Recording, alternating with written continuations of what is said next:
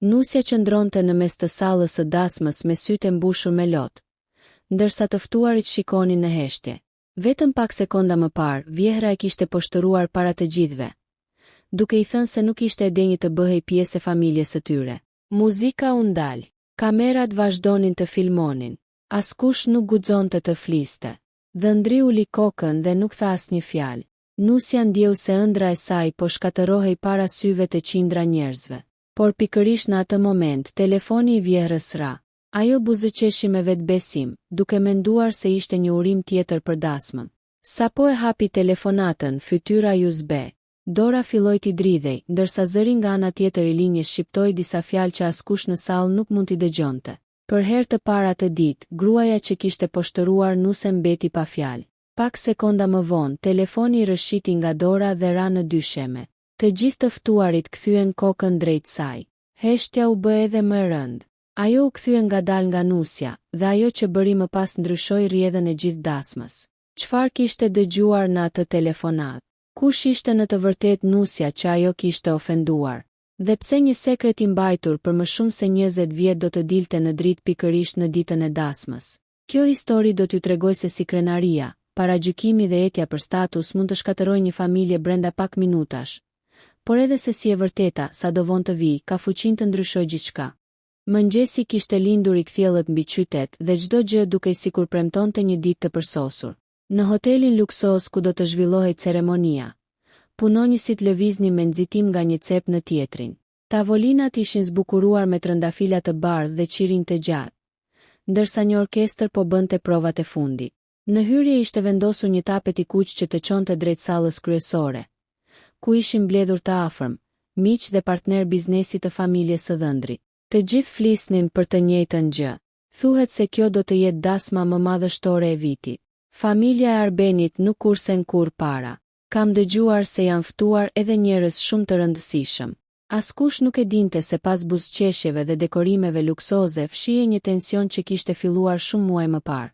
Në katin e tretë të hotelit, në një dhomë të mbushur me pasqyra dhe dritë natyrale, Elira po përgatitej për ditën më të rëndësishme të jetës së saj. Fustani i bardhë i rinte si qepur mbi trup.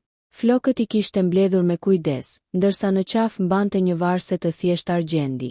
Ajo nuk kishte zgjedhur diamantet.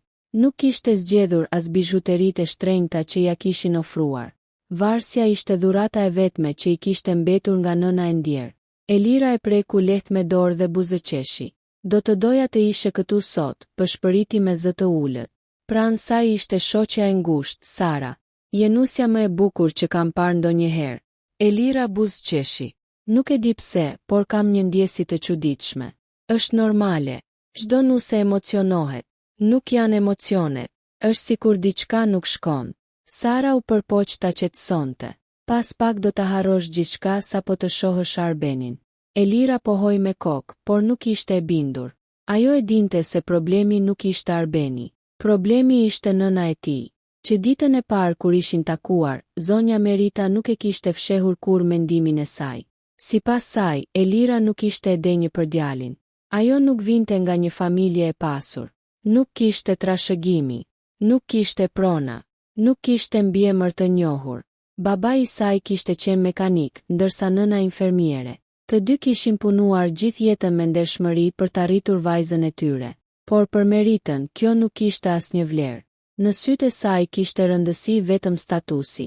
Kur Arbeni i kishte treguar se ishte dashuruar me Elirën, reagimi kishte qenë i ftohtë. Gjej një vajzë të nivelit tënd. Mami, unë e dua. Dashuria kalon. Jo kjo. Ti nuk e njeh ende botën. Arbeni kishte qëndruar përballë saj. Unë do ta martoj. Merita ishte ngritur nga tavolina. Atëherë mos prit bekimin tim. Megjithatë, djali nuk ishte dorëzuar. Pas muajsh debatesh dhe tensionesh, në fund Merita kishte pranuar të merrte pjesë në dasmë. Por askush nuk e dinte nëse ajo e kishte pranuar vërtet martesën, apo vetëm po priste momentin e duhur. Në një suite tjetër të hotelit, Merita po rregullonte kostumin e saj elegant. Një grua e gjatë me flokë të kuruar dhe një qëndrim që impononte respekt. Ajo shikoi veten në pasqyrë. Familja jon ka ndërtuar gjithçka me mund. Nuk do ta lë një vajzë pa emër ta njollos.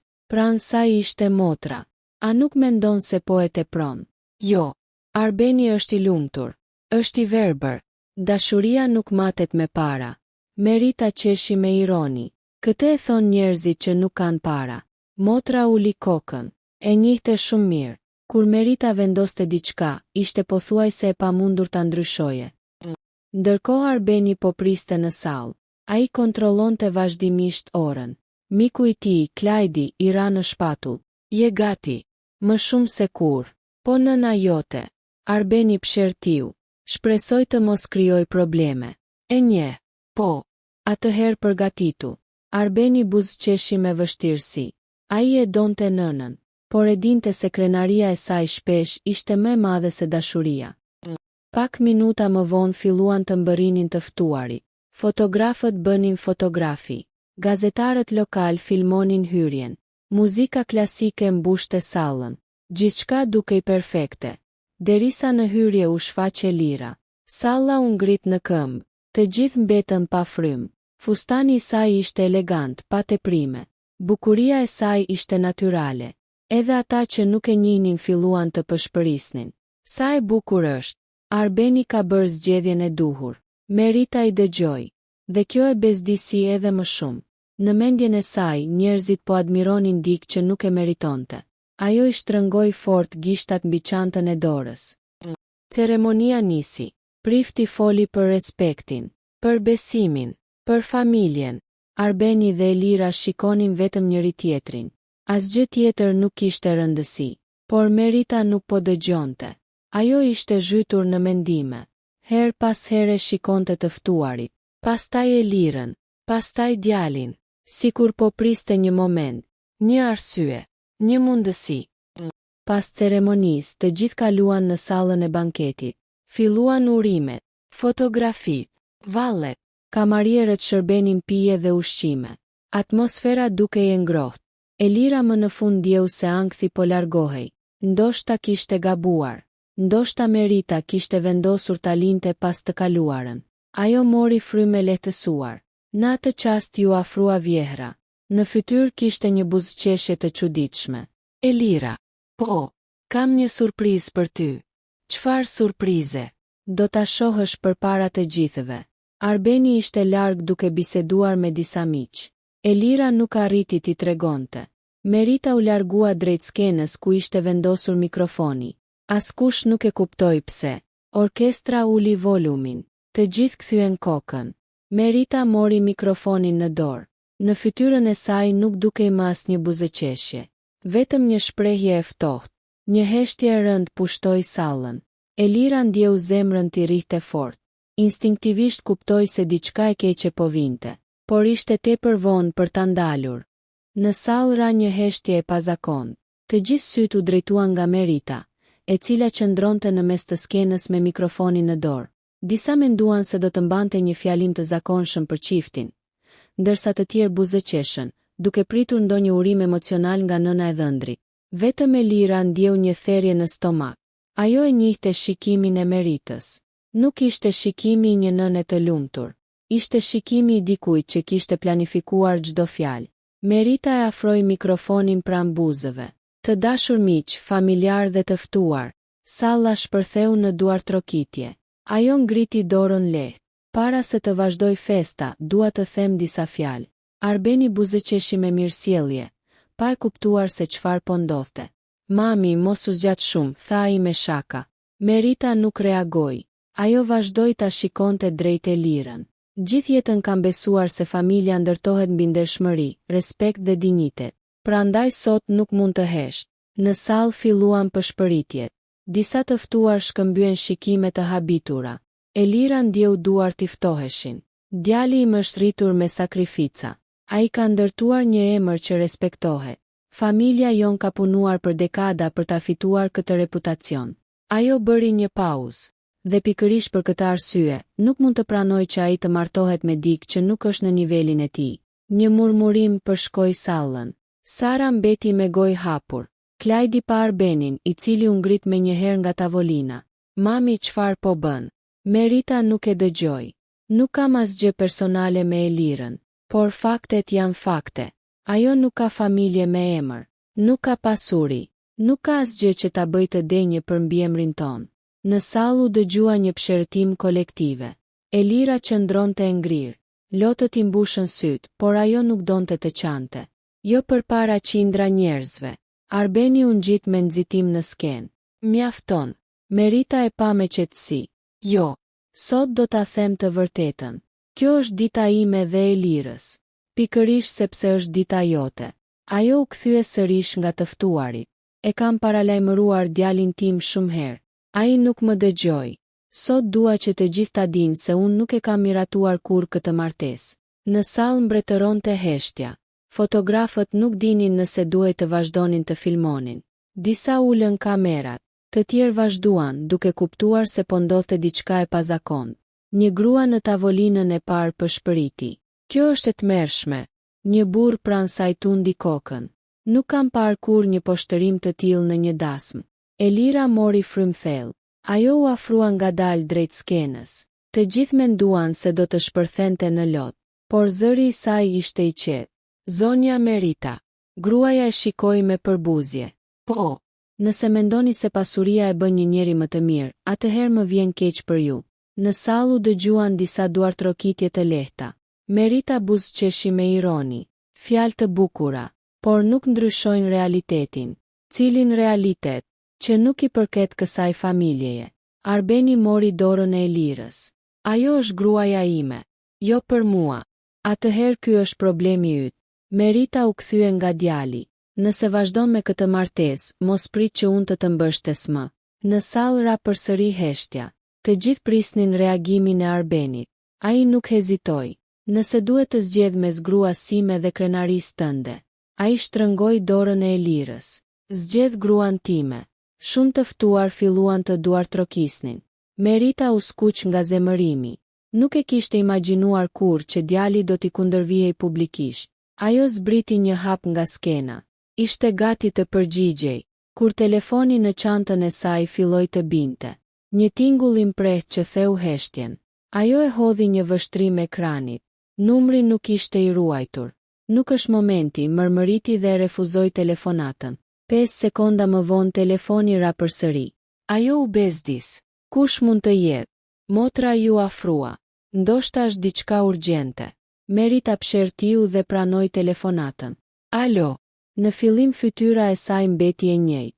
Pastaj buzëqeshja u zhduk. Vetullat ju ngritën. Ngjyra e fytyrës filloi t'i zbehej. Çfarë? Jo. Kjo është e pamundur. Salla ishte aq e qetë sa të gjithë dëgjuan vetëm fjalët e saj. Jeni të sigurt. Në anën tjetër të linjës, zëri vazhdonte të fliste. Merita nuk ndërhynte më. Vetëm dëgjonte. Dora që mbante telefonin filloi t'i dridhej. Çanta I rëshiti nga krahu. Një gotë mbi tavolinë u përmbys. Të gjithë e shikonin të habitur. Arbeni ju afrua. Mami çfarë ka ndodhur? Ajo nuk u përgjigj. Telefoni rëshiti nga Dora dhe u përplas në dysheme. Merita mbështeti dorën mbi një karrige sikur po I merreshin mend. Për herë të parë, gruaja që pak qaste më parë kishte folur me aq arrogancë, duke I plotësisht e thyer. Lotët I mbushën syt. Ajo ngriti kokën ngadalë dhe shikoi drejt Elirës. Jo me përbuzje, jo me zemërim, por me një shprehje që askush nuk e kishte parë më parë. Frikë dhe faj. Askush në sallë nuk e dinte ende se telefonata sapo kishte zbuluar një sekret të varrosur prej më shumë se 25 vitesh. Një sekret që do të ndryshonte përgjithmonë jetën e Meritës, të Arbenit dhe të Elirës. Në sallë nuk dëgjohej më as muzika. Orkestra kishte ndaluar së luajturi dhe kamerierët qëndronin të ngrirë në vend. Edhe fëmijët që deri pak qaste më parë vraponin mes tavolinave, ishin ulur pranë prindërve të tyre. Të gjithë prisnin vetëm një gjë. Të kuptonin çfarë kishte ndodhur. Merita mori frymë me vështirësi. Duart I dridheshin aq fort sa mezi arriti të merrte telefonin nga dyshemeja. Arbeni ju afrua me njëherë. Mami më thuaj çfarë ka ndodhur. Ajo nuk foli. Syti kishte ngulur vetëm tek Elira. Për herë të parë që nga dita kur ishin njohur, ajo nuk po e shikonte me përçmim. Po e shikonte sikur po përballej me një fantazm nga e kaluara. Nuk është e mundur, pëshpëriti. Elira nuk kuptonte asgjë. Zonja Merita çfarë ndodhi? Merita bëri disa hapa drejt saj. Në sallë u krijua një korridor I heshtur. Askush nuk lëvizi, askush nuk guxoi të fliste. Gruaja ndaloi vetëm 1 metër larg nuses. Lotët filluan t'i rridhnin në faqe. Më fal, një murmurim përshkoi sallën. Njerëzit shikonin njëri tjetrin të habitur. Kjo ishte njëjta grua që pak minuta më parë kishte poshtëruar nusen para qindra të ftuarve. Tani po kërkonte falje. Arbeni mbeti pa fjalë. Mami, çfarë po ndodh? Merita ngriti kokën. Telefonata ishte nga avokati i familjes. Çfarë donte ai? Më tha se janë gjetur disa dokumente të vjetra, dokumente që duhet të ishin shkatëruar shumë vite më parë. Ajo ndaloi për një çast. Dokumente që lidhen me një aksident të ndodhur 25 vjet më parë. Elira u rudh në fytyrë. Aksidenti. Ishte vetmja gjë që mbante mend nga fëmijëria. Ajo ishte vetëm 4 vjeçe kur prindërit i kishin treguar se një aksident automobilistik kishte ndryshuar jetën e tyre, por nuk kishte mësuar kur më shumë. Merita vazhdoi. Atë ditë makina ime u përplas me një tjetër. Në sallë u dëgjua një pshërtim. Unë dola me plagë të lehta. Ajo uli kokën, por familja që ndodhej në makinën tjetër humbi gjithçka. Elira ndjeu zemrën t'i rrihte fort. Çfarë familjeje? Merita mezi nxori fjalët. Familja jote. Salla shpërtheu në zëra. Sara vendosi dorën mbi gojë. Klajdi mbeti i ngrirë. Arbeni nuk u besonte veshëve. Çfarë po thua? Merita filloi të qante. Babai yt nuk ishte fajtor. Atëherë, ishte faji im. Një heshtje e rënd mbuloi sallën. Unë po flisja në telefon ndërsa drejtoja makinën. Asnjë nuk lëvizi. Për të shpëtuar reputacionin e familjes son, avokatët manipuluan raportin. Jo, tha Arbeni. Po, ti e dije. Merita mbylli syt. Gjithmonë. Arbeni bëri disa hapa prapa. Ti ke jetuar me këtë sekret për një qerek shekulli. Po, dhe nuk the asgjë. Babai yt më bindi se ishte mënyra e vetme për të mbrojtur familjen. Arbeni nuk arrinte ta pranonte. Njeriu që kishte mësuar gjithë jetën të respektonte ndershmërinë. Zbuloi se familja e tij kishte ndërtuar një pjesë të reputacionit mbi një gënjeshtër. Elira qëndronte pa folur. Në kokën e saj po lidhej çdo copëze së kaluarës. Papritur kujtoi një bisedë me të atin. Ai kishte thënë dikur. Ka njerëz që do të duhet të jetojnë gjithë jetën me barrën e ndërgjegjes së tyre. Atëherë nuk e kishte kuptuar. Tani po. Merita nxori nga çanta një zarf të verdhë. Avokati më tha ta hap vetëm nëse do të ndodhte diçka që do të më detyronte të përballesha me të vërtetën. Ajo e hapi me duar që i dridheshin. Brenda ndodhej një letër. Një letër e shkruar nga bashkëshorti i saj pak muaj para se të ndëronte jetë. Merita filloi ta lexonte me zë. Nëse një ditë kjo letër bie në duart e tua, do të thotë se nuk jam më. Nuk mund të largohem nga kjo botë pa të thënë se kemi jetuar me një faj që nuk na ka lënë të marrim frymë. Elira dhe familja e saj ishin viktimat tona. Ne zgjodhëm pasurinë në vend të së vërtetës. Nëse ndonjëherë takon atë vajzë, mos kërko justifikime. Kërko falje. Merita nuk mundi të vazhdonte. Lotët i rridhnin pa pushim. Arbeni mori letrën dhe lexoi pjesën tjetër. Nëse djali ju një ditë bie në dashuri me dikë që nuk ka para, mos e ndalo. Kujto se nderi nuk blihet me pasuri. Arbeni ngriti kokën. Syt ju mbushën me lot. Ai kuptoi se babai i tij kishte dashur ta tregonte të vërtetën, por nuk kishte pasur guximin. Merita u ul në gjunjë para Elirës.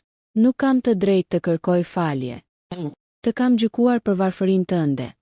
Kur në të vërtet familja ime ishte arsyeja pse familja jote humbi gjithçka. Në sallë nuk dëgjohej asnjë zë. Shumë të ftuar po qanin, por Elira vazhdonte të qëndronte e heshtur. Në zemrën e saj po zhvillohej betejë më e madhe e jetës. Nga njëra anë ishte dhimbja e së kaluarës. Nga ana tjetër ishte gruaja që për herë të parë po pranonte publikisht fajin. A do të mund ta falte? Përgjigjja e saj do të vendoste jo vetëm fatin e kësaj martese, por edhe të dy familjeve që pa e ditur kishin qenë të lidhura nga një sekret i errët për më shumë se 25 vjet. Salla mbeti e heshtur. Merita vazhdonte të qëndronte në gjunjë me kokën ulur. Gruaja që pak minuta më parë ishte përpjekur ta poshtëronte nusen para të gjithëve. Tani nuk ishte më as krenari dhe as justifikime. Lotët i binin mbi dyshemen e sallës. Nuk pres të më falësh, tha ajo me zë që i dridhej. Vetëm doja që të paktën një herë në jetën time, të mos fshihesha pas gënjeshtrave. Elira e shikoi gjatë. Në mendje I kaluan vitet e fëmijërisë, netët kur prindërit numëronin çdo qindark, dhoma e vogël ku jetonin, sakrificat e babait dhe buzëqeshja e nënës, e cila I thoshte gjithmonë: "Mos lejo që urrejtja të bëj si ata që të kanë lënduar." Ajo e kishte kuptuar vetëm tani kuptimin e atyre fjalëve. Babai I Elirës u ngrit nga tavolina ku kishte qëndruar në heshtje gjatë gjithë kohës. Ai eci ngadalë drejt skenës. Merita ngriti syt. Përballë saj ishte njeriu që kishte mbajtur mbi supe pasojat e një padrejtësie për më shumë se 25 vjet. "Mentor," përshpëriti ajo. Burri pohoi lehtë me kokë. "Të njoha sapo hyra në sallë." Merita u habi. "E dije." "Po." "Atëherë pse nuk the asgjë?" Mentori buzëqeshi me trishtim.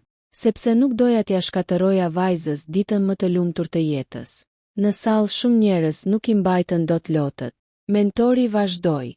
"Për vite me radhë kam pritur që dikush nga familja juaj të kërkonte falje. Askush nuk erdhi.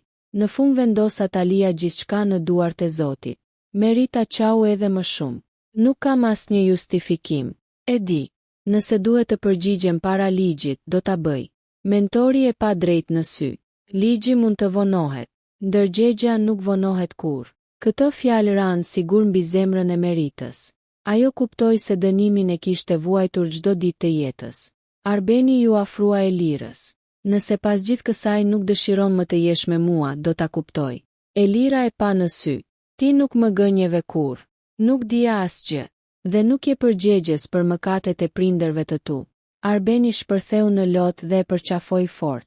Të ftuarit filluan të duartrokisnin, por Elira nuk kishte mbaruar. Ajo ju afrua Meritës. Gruaja nuk guxonte ta shikonte në sy. Elira zgjati dorën. Ngrihu. Merita mbeti e shtangur.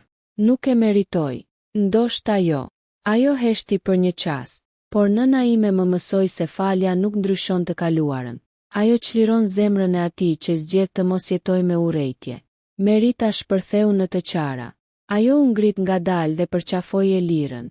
Nuk ishte një përqafim që fshinte të kaluarën. Ishte fillimi I një rruge të gjatë drejt shërimit. Pak javë më vonë, Merita mbajti premtimin. Ajo u paraqit para autoriteteve dhe dorëzoi të gjitha dokumente që familja kishte fshehur për vite me radhë. Kompania e familjes krijoi një fond bamirësie për viktimat e aksidenteve rrugore, ndërsa një pjesë e pasurisë u kthye familjes së Elirës si dëmshpërblim moral dhe financiar. Mentori nuk pranoi hakmarrjen, pranoi vetëm të vërtetën. Muaj më vonë, në të njëjtën sallë ku kishte nisur poshtërimi, u organizua një festë shumë më e thjeshtë. Nuk kishte gazetar, nuk kishte njerëz të rëndësishëm, vetëm familja. Në qendër të tavolinës qëndronte një fotografi e nënës së Elirës. Poshtë saj ishte një fjalë e shkruar me dorë. "Pasuria mund të ndërtojë shtëpi, por vetëm e vërteta ndërton familje." Merita vendosi një trëndafil të bardhë pranë fotografisë dhe përshpëriti. "Më fal, edhe pse e di se nuk do ta meritoj kurrë." Elira I vendosi dorën mbi shpatull. "Disa plag nuk zhduken kurrë, por nuk duhet të vazhdojnë të hapen." Arbeni shtrëngoi dorën e gruas së tij. Për herë të parë, familja e tyre nuk ishte bashkuar nga pasuria, mbiemri apo fama. Ishte bashkuar nga e vërteta. Dhe ajo telefonat, që në fillim dukej si fundi një dasme, u bë në të vërtetë fillimi një jete të re për të gjithë.